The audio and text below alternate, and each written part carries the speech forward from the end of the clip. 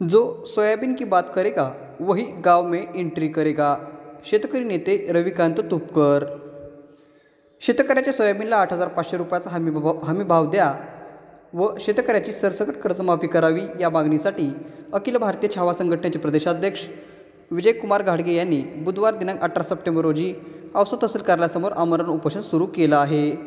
Soybean उत्पादन करणाऱ्या शेतकऱ्यांचा उत्पादन खर्चही निघत नसल्यानं शेतकरी भेदरला असताना त्याच्या शेतमालाला चांगला दर देऊन आधार देण्याऐवजी केंद्र सरकार त्याची क्रूर चेष्टा करीत आहे। एकरी 24,000 रुपये खर्च येत असताना 22-23,000 रुपये शेतकऱ्याच्या पदरात पडत आहेत। त्यामुळे सोयाबीनला प्रति क्विंटल 8,500 रुपयाचा दर द्यावा।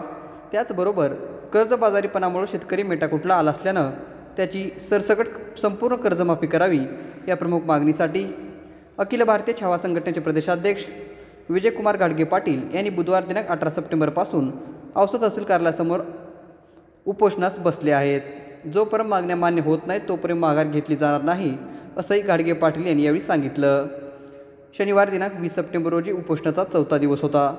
आज रोजी शेतकरी नेते रविकांत तुपकर यांनी उपोषणस्थळी भेट देऊन छावा संघटनेचे प्रदेशाध्यक्ष विजयकुमार घाडगे पाटील यांच्या उपोषणाला पाठिंबा दिला आहे। यावेळी हे दुर्दैव आहे की आमच्या शेतकऱ्याच्या सगळ्या तगड्या बॉन्ड पोरांना अजूनही भावासाठी उपोषण करावं लागतोय। मी सुद्धा मागच्या आठवड्यात याच प्रश्नावर सिंदखेड राजाला जिजाऊ मासाहेब राजवाड्यावर मी उपोषण केलं। सरकारनं आमच्याबरोबर चर्चा केली। जो शब्द सरकारनं आम्हाला दिला तो अजूनपर्यंत काही पूर्ण झालेला नाही। 21% क्रूर तेलावर आयात शुल्कच्या पलीकडे वेगळी काही भूमिका नाही। आज मला जसं कळलं घाडगे पाटील यांनी सोयाबीनसाठी उपोषणाला या ठिकाणी बसले आहेत।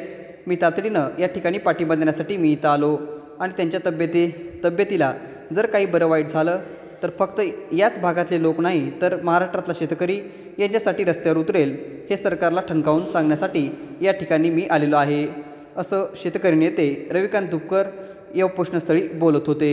यावेळी शेतकरी संघटनेचे सत्तार पटेल, राजेंद्र मोरे, राजू कसबे आदी उपस्थित होते।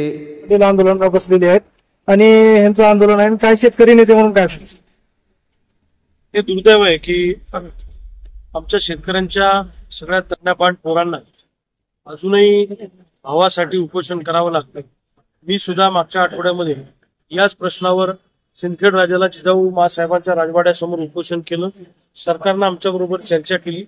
जो शब्द सरकारने दिला तो अजूनपर्यंत काही पूर्ण झालेला नाहीये।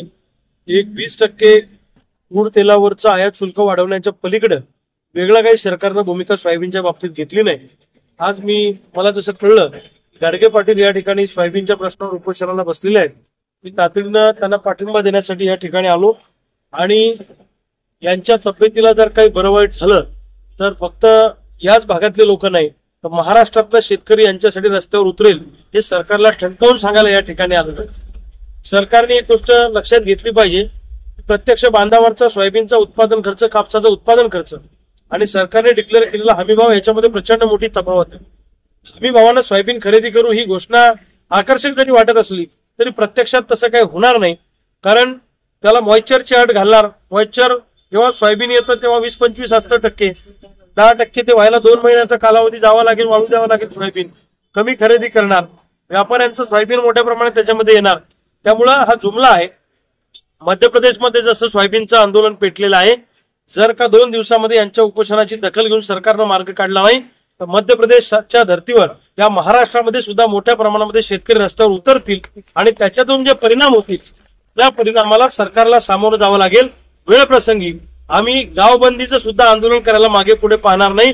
जो सोयाबीन की बात करेगा वही गाव में एंट्री करेगा, नहीं तो हम गाव में आने नहीं देंगे असं आमचं आंदोलन असणार आहे।